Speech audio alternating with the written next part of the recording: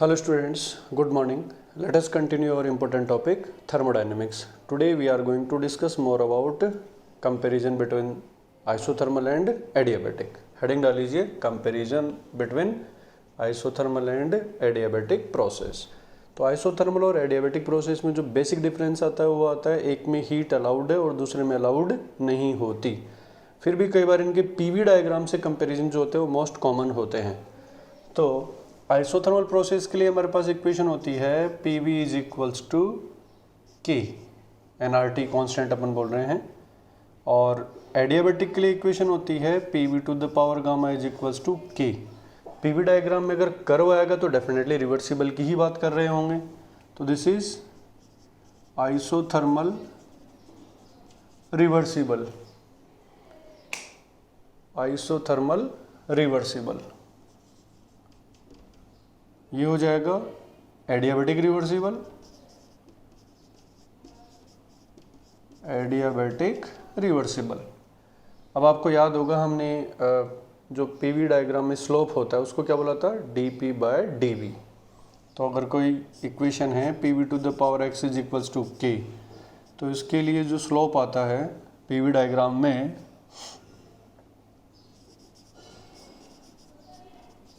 PV diagram dp by dv is equals to minus xp by v आया था. So for isothermal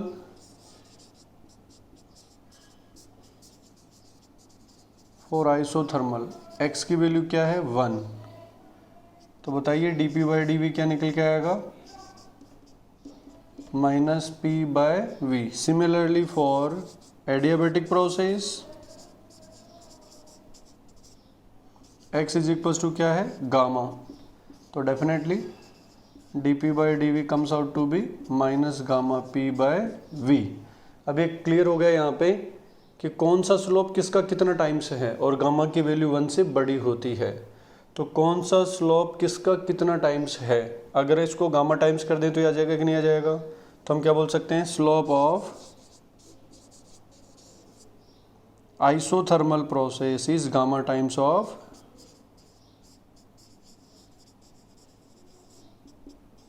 slope of adiabatic. Correct. और gamma जो होता है वो पॉजिटिव होता है. दूसरा चीज़ यहाँ से निकल के आ रहा है कि एडियाबेटिक में जो चेंज होंगे वो शार्प होंगे, स्टीपर होंगे. तो PV curve for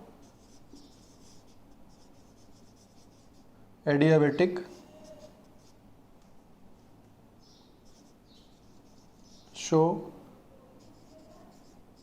more negative change, more negative slope,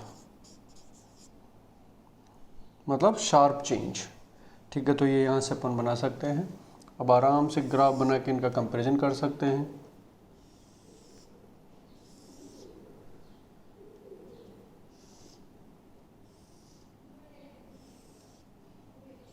मान लो ये पीवी डायग्राम हमें दे रखा है, ये इनिशियल टू फाइनल 1 2 3 4. ये सिंपल प्रोसेस है. अब हमें इन्हें आइडेंटिफाई करना पड़ेगा भाई कौन सा प्रोसेस कौन सा है. तो आई थिंक फर्स्ट और फोर्थ में तो कोई प्रॉब्लम ही नहीं है. फर्स्ट में क्या कांस्टेंट है, पी, आइसोबैरिक हो गया. फोर्थ में क्या कांस्टेंट है, वॉल्यूम, आइसोकोरिक हो गया. दिक्कत किस में है, 2 और 3 में है. तो ज़्यादा स्टीपर चेंज कौन सा है, मोर नेगेटिव स्लोप कौन सा. देखो ये ऐसे, ये ऐसे. तो मोर नेगेटिव स्लोप कौन सा है, थर्ड वाला. तो definitely third curve should be for adiabatic process. तो यहाँ से अपन बोल सकते हैं फर्स्ट जो हो गया वो आइसोबैरिक हो गया, isobaric. Second isothermal, third adiabatic, fourth isochoric.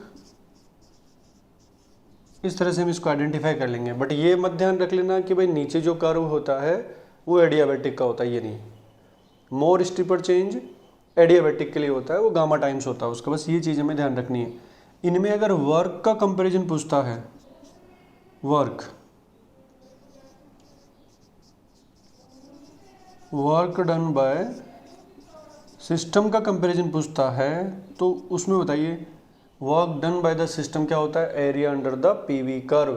तो हाईएस्ट किसके लिए आएगा एरिया, फर्स्ट के लिए, फिर उससे कम हो गया सेकंड के लिए, फिर इस कर्व के लिए, और सबसे कम इसका हो जाएगा। तो definitely W/1, W/2, W/3 and W/4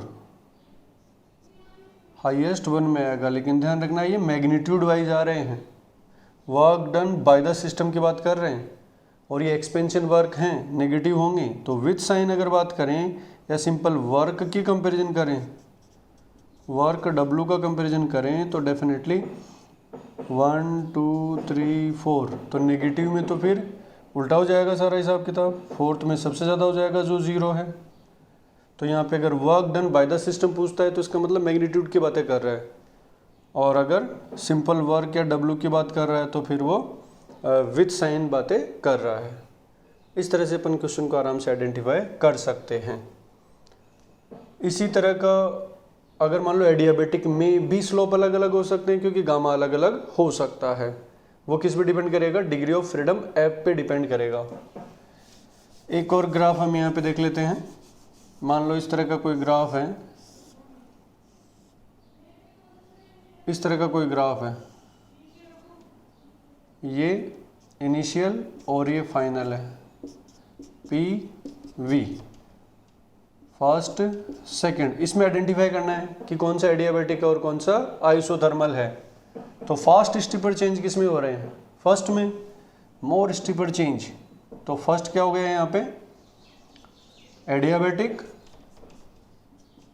first adiabatic, और सेकंड हो गया आइसोथर्मल। इस तरह से हम आराम से इनको आइडेंटिफाई कर सकते हैं। तो एक सिंपल सा कंपैरिजन है, इसमें कुछ भी नहीं है, केवल स्लोप वाला फॉर्मूला डायरेक्ट हमारा रटा हुआ होना चाहिए, याद ही होना चाहिए। dP/dV is nothing but -XP/V। ठीक है, goodbye students. Next lecture में अपन मिलेंगे, इससे आगे की बातें करेंगे। Correct, thank you.